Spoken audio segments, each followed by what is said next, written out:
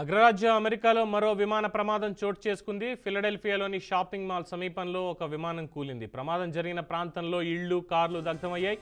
Takeoff అయిన కాసేపటికే ఈ ప్రమాదం జరిగింది. ఈ ఘటనలో 6 మృతి చెందినట్లుగా సమాచారం అందుతోంది.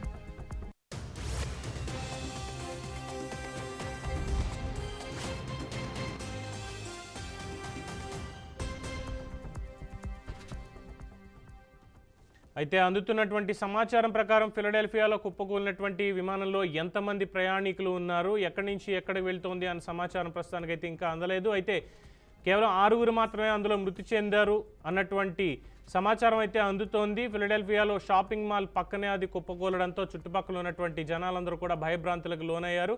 వెంటనే అక్కడ ఉన్నటువంటి పోలీస్ సిబ్బంది, ఫైర్ సిబ్బంది కూడా వెంటనే అక్కడ క్షతగాత్రుల్ని రక్షించేటువంటి పనిలో నిమగ్నమై ఉన్నారని కూడా తెలుస్తోంది. కేవలం టేకాఫ్ తీసుకున్నటువంటి కొద్ది నిమిషాలకే విమానం కంట్రోల్ తప్పి కుప్పకూలడం పట్ల చాలామంది విస్మయం వ్యక్తం చేస్తున్నారు. అగ్రరాజ్యం అమెరికాలో ఇటీవల కాలంలో జరుగుతున్నటువంటి ఈ విమాన ప్రమాదాలు భయభ్రాంతులకు గురి చేస్తున్నాయి. దీని మీద సమగ్ర దర్యాప్తు చేపట్టాలి అంటూ కూడా ట్రంప్ ప్రభుత్వం ఆదేశాలు జారీ చేసినట్టుగా బ్రేకింగ్ న్యూస్ అయితే తెలుస్తోంది.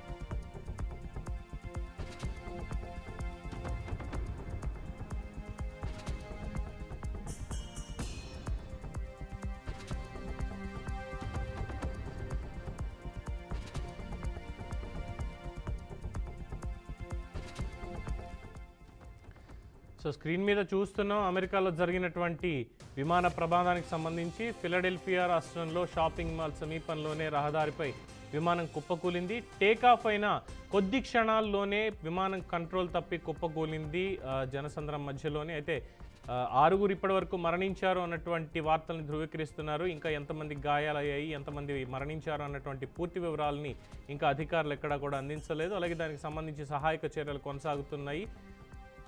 ఫిలడెల్ఫియాలో కూలినటువంటి విమానంలో మరి ఎంతమంది ఉన్నారు, అది ఎక్కడి నుంచి ఎక్కడికి ట్రావెల్ అవుతోంది అన్నటువంటి వివరాలు అమెరికా వర్గాలు ఇంకా తెలియజేయలేదు. ఏదేమైనప్పటికీ ఇటీవల కాలంలో కూలుతున్నటువంటి ఈ విమానాల సంఖ్య పెరుగుతోంది, ప్రమాదాల సంఖ్య పెరుగుతోంది, ఎంతోమంది మృత్యువాత పడుతున్నారు.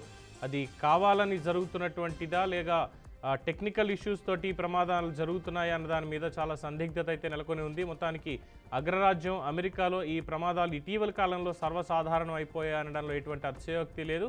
ట్రంప్ ప్రభుత్వం అయితే దీని మీద సమగ్ర విచారణకి ఆదేశించింది. ఇటువంటి ప్రమాదాలు ఎందుకు జరుగుతున్నాయి, వెంటనే రిపోర్ట్ ఇవ్వాలి అని చెప్పి కూడా చెప్పడం జరిగింది.